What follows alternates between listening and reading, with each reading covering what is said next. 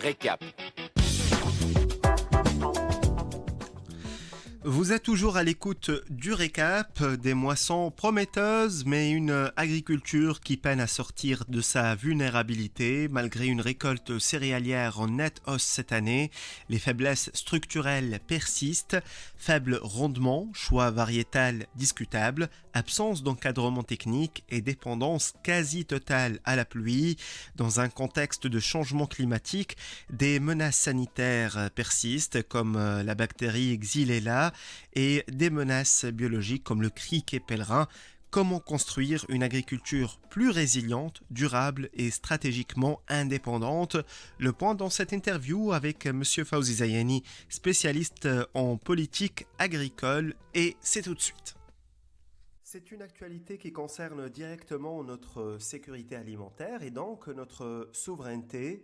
Le coup d'envoi de la campagne de moisson a été donné cette semaine dans plusieurs régions du pays.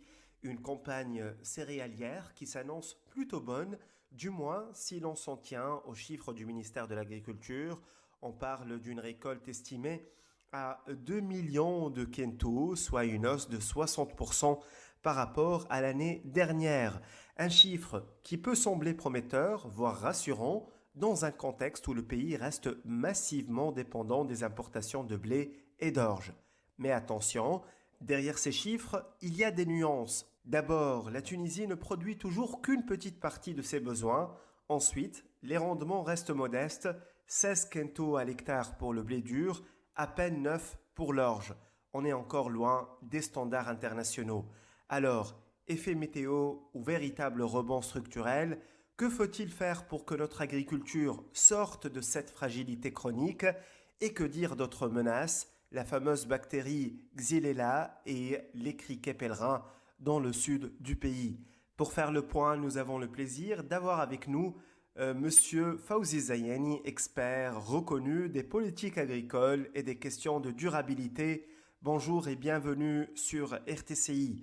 Alors, Monsieur Zayani, on entend un chiffre, 1,8 million de quintaux, une récolte en nette hausse cette année.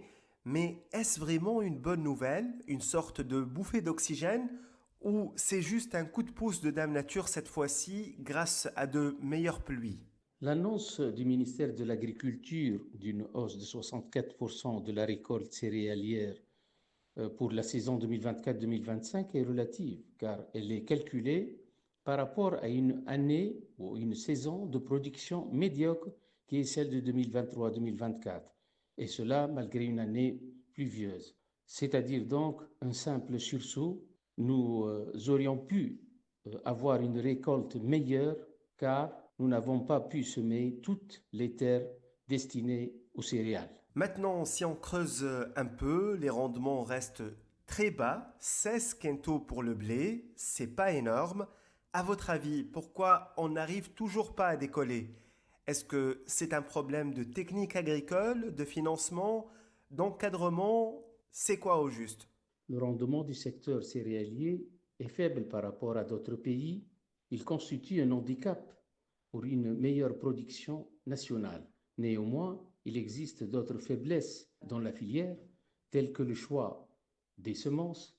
Nous avons depuis des années mis de côté nos variétés locales qui présentent une résilience face au changement climatique et une rentabilité intéressante par rapport aux variétés étrangères, ajoutant à cela l'absence notoire d'un financement adapté à nos agriculteurs et enfin l'absence significative de l'encadrement et d'un suivi technique de la part du ministère de l'Agriculture.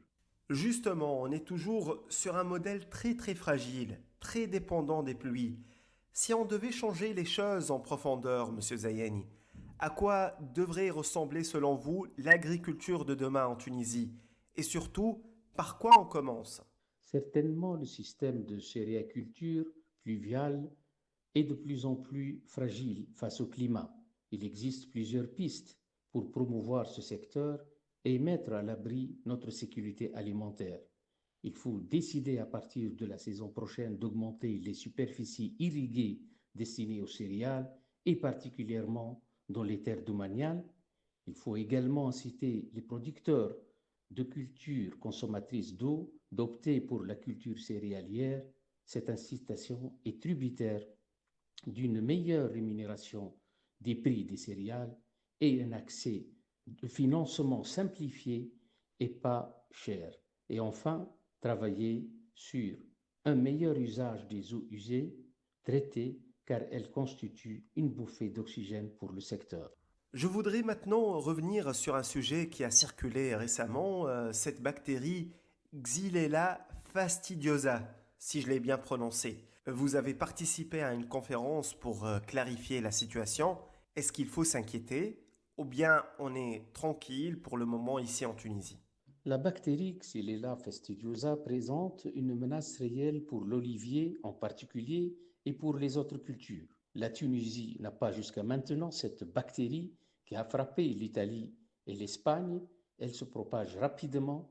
C'est pourquoi tous les acteurs du secteur avec l'État doivent mener une politique de prévention et de protection drastique pour anticiper toute menace.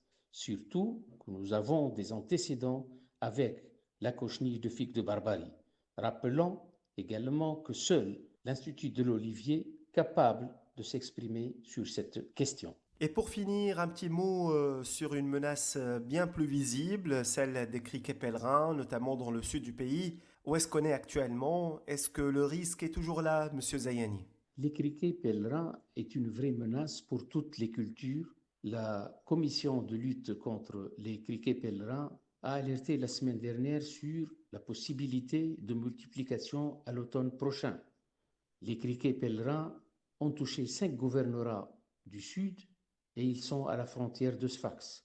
Pour y remédier, la prévention et la coopération sont les mots-clés de cette affaire. Il faut coopérer avec les pays voisins qui peuvent être source de contamination et coopérer avec les FAO également. Puis mener une politique efficace qui se base sur l'anticipation et la prévention sur toutes nos frontières. Merci beaucoup, monsieur Fawzi Zayani. Je rappelle, vous êtes expert en politique agricole et durabilité. Merci pour toutes ces explications claires et précieuses, comme toujours. On suivra évidemment de très près cette campagne de moisson dans les semaines à venir et plus largement les enjeux de résilience agricole dans notre pays.